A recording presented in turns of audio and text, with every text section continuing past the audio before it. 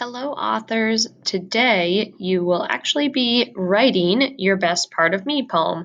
So make sure you've looked back at the graphic organizer that you created in the first Best Part of Me seesaw assignment so that you have those ideas fresh in your mind as you get to writing a draft today.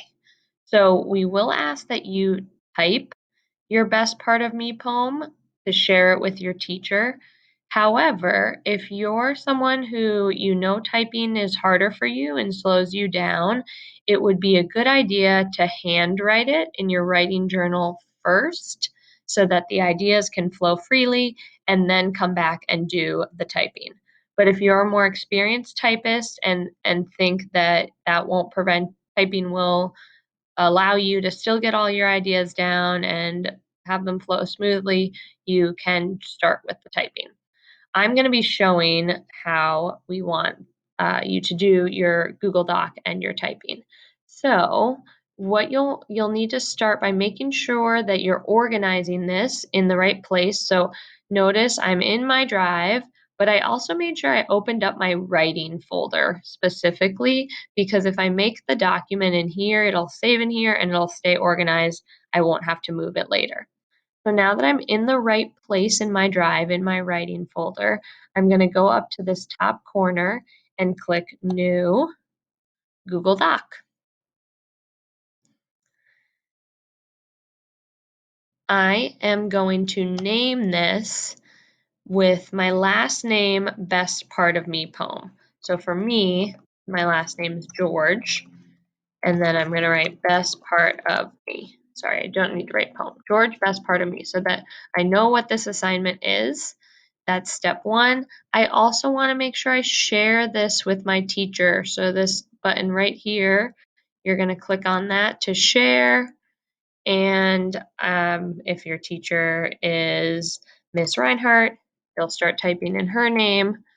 She'll pop up, and then you can click this send button. Since this is just an example, I'm going to cancel. So you'll make sure you've titled it, you've shared it, and now you're ready to get going on the typing. We want to start our poem with a title. So in poetry, and to make it look beautiful, we are going to actually center the text. You've probably seen that in poems you read in the past, that they show up in the center of the paper. So to do that, you need to come up here and find the center align button. Click on that.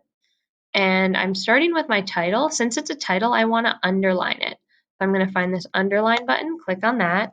My poem was about my legs, so I'm going to call it my strong legs. Throw in a descriptive word. Whenever you want a new line, please do not just click the space bar a million times. You're going to click the enter key on your keyboard, and that brings you to a new line. Now I'm going to say who the author is. So first I'm going to stop underlining because I don't want this underlined before. So I click that again to turn it off. I'll write by my name. Oh, then I'll click enter on the keyboard again to get me a new line, and enter again because I want my poem separated from my actual title and author. And I will start the first line by saying the best part of me is my legs, period. I'm going to click enter again for a new line. Now I'm going to actually type the body of my poem. I did this in advance to save some time, so I'm just going to paste it all in here so you'll see it come up really fast. Okay, so I wrote, my legs let me run like the wind. This makes me feel free, strong, and unstoppable. My legs remind me that I am strong. I feel the muscles tense up as I sprint towards the finish line. Sometimes my legs burn from the many miles, but they will never give up. My legs stretch from my curvy calf up to my sturdy thighs. When the day is done, my legs rest and recover, so they'll be ready to take on whatever tomorrow brings. The best part of me is my legs. So I tried to use a lot of descriptive words in there. I made sure that I told you what my legs help me do. And I also made sure to, just as we said, describe them in parts of the poem as well. So once you're done writing it all, a couple things you can do. First, You may want to change some of the formatting. So I'm going to make this so it's all the same font size. So I'll put it all at size 16. I think that looks good. If you would like to also change the color or the font, you may, but please make sure it's something that's easy to read, and also make sure that you're spending most of your time on the writing, not on picking out a font, because this is a writing assignment. So that's where the bulk of your time should be spent.